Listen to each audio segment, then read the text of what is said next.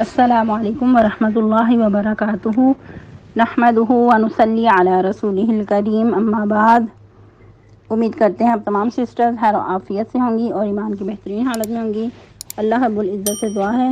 آپ کی طرف ہر بنو نشار خیر و بدل دے، آمین۔ پیاری سسٹرز، ہم لوگ سورۃ الاعراف آیہ مبارکہ 151 تک ترجمہ تفسیر پڑھ چکے تھے۔ آج کا لیسن آیہ مبارکہ 152 سے سٹارٹ کریں گے اور آیہ مبارکہ 154 تک پڑھنے کی کوشش کریں گے۔ اعوذ باللہ من الشیطان الرجیم، بسم اللہ الرحمن الرحیم۔ ان الذین اتخذوا العجل سینالهم غضب من ربهم وذلة فی الحیاة الدنیا وکذلک نجزی المفترین۔ والذین عملوا السیئات ثم تابوا من بعدها وآمنوا ان ربک من بعدها لغفور رحیم۔ ولما سكت عن موسى الغضب أخذ الألواح وفي نسختها هدى ورحمة للذين هم لربهم يرهبون۔ Translation: ان الذین اتخذوا العجل، بے شک وہ لوگ جنہوں نے بنا لیا تھا بچھڑے کو معبود، سینالهم غضب من ربهم، ان قریب پہنچے گا ان کو غضب ان کے رب کی طرف سے، وذلت اور ذلت، فی الحیات الدنیا، دنیا کی زندگی میں، وکذالک نجزی المفترین، اور اسی طرح جزا دیتے ہیں ہم افطرا پردازوں کو۔ والذین عملوا السیئات، اور وہ لوگ جن عمل کیے برے، ثم تابوا من بعدها، پھر توبہ کی انہوں نے اس کے بعد، وآمنوا اور ایمان لے آئے، ان ربک من بعدها لغفور رحیم، بے شک رب تیرا اس کے بعد البتہ بہت زیادہ بخشنے والا، نہایت رحم کرنے والا ہے۔ فلما سکت، اور جب تھم گیا، عن موسیٰ الغضب، موسیٰ علیہ السلام سے غضب، اخذ الالواح، لے لی تختیاں، وفی نسختها، اور اس کے نسخے میں، خدن ہدایت، ورحمت اور رحمت تھی، للذین ان لوگوں کے لیے، ہم لربہم یرہبون، وہ لوگ جو اپنے رب سے ڈرتے ہیں۔ تفسیر آیہ مبارکہ 152 سے،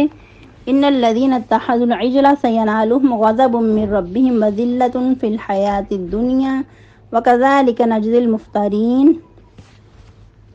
جیسے کہ ہم لوگ پڑھ رہے تھے کہ موسیٰ علیہ السلام نے جب اللہ سبحانہ و تعالیٰ کے ہاں جب کوہ طور پہ حاضری دی اللہ سبحانہ و تعالیٰ کے حکم سے، تو ان کے بعد ان کی قوم نے بچھڑے کو معبود بنا لیا۔ حالانکہ یہ لوگ پہلے مسلمان تھے، لیکن دیکھا دیکھی یہ بھی شرک میں مبتلا ہو گئے۔ پھر اللہ سبحانہ و تعالیٰ مزید کیا فرما رہے ہیں کہ بے شک جن لوگوں نے بچھڑے کو معبود بنا لیا تھا ان کو اللہ کی طرف سے غضب پہنچ کر رہے گا۔ اور یہ غضب کیا تھا کہ موسیٰ علیہ السلام سے کہا گیا کہ یہ لوگ جنہوں نے بچھڑے کو معبود بنایا ہے، یہ جب تک خود کو قتل نہیں کریں گے ان کی توبہ قبول نہیں کی جائے گی۔ جو انہوں نے شرک کیا ہے، شرک میں مبتلا ہوئے ہیں، تو ان کی توبہ کی صورت یہی ہے کہ ایک دوسرے کو یہ قتل کریں۔ تو یاد رہے کہ پہلی امتوں میں جب کوئی گناہ ہو جاتا تھا تو اس کا ازالہ اس صورت میں ہوتا تھا کہ ان کو سزا دی جاتی تھی۔ اور یہ سب سے بڑا امت محمدیہ صلی اللہ علیہ وسلم پہ اللہ سبحانہ و تعالیٰ کا احسان ہے کہ توبہ، سچی توبہ کرنے سے گناہ معاف کر دیے جاتے ہیں۔ جیسا کہ نبی صلی اللہ علیہ وسلم جب معراج پہ تشریف فرما ہوئے تو نبی صلی اللہ علیہ وسلم کو جب تحفہ دیا گیا ان میں سے ایک یہ بھی تھا توبہ کا، کہ میری امت میں سے کسی کو بھی اگر کوئی کسی سے غلطی ہو جاتی، کوئی گناہ ہو جاتا ہے، تو وہ سچے دل سے اگر توبہ کرتا ہے تو اس کی توبہ قبول کر لی جاتی ہے۔ لیکن پہلی امتوں پہ یہ چیز نہیں تھی۔ اور ویسے بھی یہ لوگ مسلمان تھے تو ان کو بطور سزا یہ کہا گیا کہ جب تک تم خود کو قتل نہیں کرو گے تمہاری توبہ قبول نہیں ہوگی، جیسا کہ ہم یہ واقعہ سورۃ البقرہ میں بھی پڑھ چکے ہیں۔ تو اس وقت موسیٰ علیہ السلام کو یہ سوال پیدا ہوا کہ یہ خود کو کیسے قتل کریں گے، یہ کیسے ممکن ہے کہ انسان خود کو ہی قتل کرے۔ تو کہا گیا کہ تلواریں لے کر ایک دوسرے کے سامنے کھڑے ہو کر ایک دوسرے کو مارا جائے، ایک دوسرے پہ تلواریں چلائی جائیں، تو جب سب ختم ہو جائیں تو اس طرح ان کی توبہ قبول کی جائے گی۔ تو موسیٰ علیہ السلام اس پہ بہت پریشان ہوئے کہ اللہ یہ کیسے ممکن ہو سکتا ہے، کیونکہ اس میں تو اپنے پیارے بھی ہیں، ایک دوسرے کے رشتہ دار بھی ہیں، تو انسان کیسے یہ چیز برداشت کر سکتا ہے کہ خود کو یعنی کہ اپنے ہی پیاروں کو اپنے ہی ہاتھوں سے ختم کرے، قتل کرے۔ تو اللہ سبحانہ و تعالیٰ نے فرمایا کہ یہ لوگ باہم تلواریں لے کر ایک دوسرے کے سامنے آ جائیں، جب یہ تلواریں چلانا شروع کریں گے تو ان پہ اندھیرا چھا جائے گا، تو اس طرح پھر کسی کو کسی کا احساس نہیں ہوگا کہ کون سامنے آ رہا ہے اور کون قتل ہو رہا ہے۔ تو جب اس بات پہ عمل کیا گیا تو کہا جاتا ہے کہ 70,000 اس طرح ان لوگوں کے قتل کر دیے گئے۔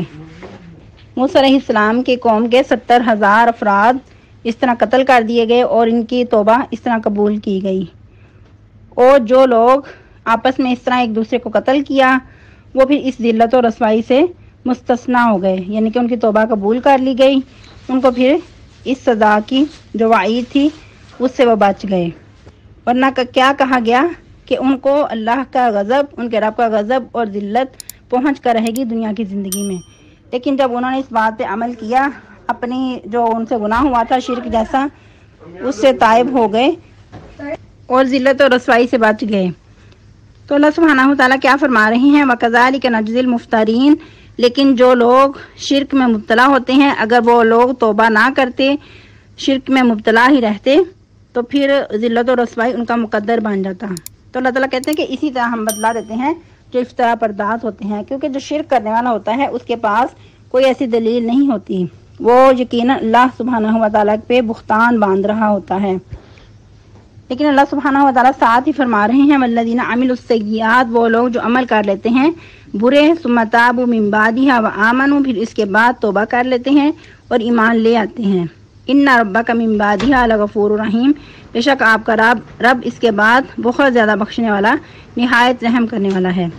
یہی موضوع اللہ سبحانہ و تعالیٰ قرآن مجید کے اور بھی بہت سارے مقامات پہ ارشاد فرماتے ہیں، جیسا کہ ہم پہلے بھی پڑھ چکے ہیں، غالباً سورہ آل عمران میں بھی اور سورہ نساء میں بھی، کہ جو لوگ جلدی گناہ کر لیتے ہیں نادانی سے، پھر جلدی سے توبہ کر لیتے ہیں، تو اللہ سبحانہ و تعالیٰ اس کے بعد بخشنے والا اور رحم کرنے والا ہے۔ تو جیسے حدیث مبارکہ سے بھی پتہ چلتا ہے التائب من الذنب کمن لا ذنب لہ، کہ گناہوں سے توبہ کرنے والا ایسا ہی ہے کہ گویا اس نے کوئی گناہ کیا ہی نہیں۔ پھر جیسا کہ نیکسٹ بھی ایک اور مقام پہ اللہ سبحانہ و تعالیٰ فرماتے ہیں کہ جو لوگ توبہ کر لیتے ہیں تو اللہ سبحانہ و تعالیٰ ان کے گناہوں کو بھی نیکیوں میں بدل دیتے ہیں۔ اولئک یبدل اللہ سیئاتہم حسنات، ایسے لوگوں کی جو برائیاں ہیں وہ بھی نیکیوں میں بدل دی جاتی ہیں۔ لیکن ایک بات ادھر بہت ہی طلب غور ہے کہ جو توبہ کر لیتا ہے اور اپنی اصلاح کر لیتا ہے، ایمان لے آتا ہے، اس کے لیے اللہ سبحانہ و تعالیٰ بہت زیادہ بخشنے والے، نہایت رحم کرنے والے ہیں۔ ایسا نہیں ہے جو ہمارے معاشرے میں کنسیپٹ پایا جاتا ہے کہ گناہ بھی کیے جانا ڈٹائی کے ساتھ اور پھر کہنا کہ اللہ بہت غفور و رحیم ہے، کوئی بات نہیں، اللہ تعالیٰ معاف کر دیں گے، ایسا نہیں ہے۔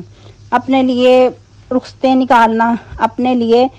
جو آسانیوں کے دروازے کھولنا اور پھر یہ بات کہہ کر ٹال دینا کہ کوئی بات نہیں، اللہ تعالیٰ غفور و رحیم ہے، تو ایسا کرنا گویا کہ اللہ سبحانہ و تعالیٰ کے ساتھ مقابلہ بازی ہے۔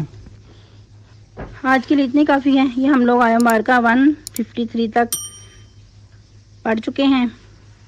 تو آپ لوگوں نے اچھے سے یاد کرنا ہے اور سنانا بھی ہے۔ والسلام علیکم ورحمۃ اللہ۔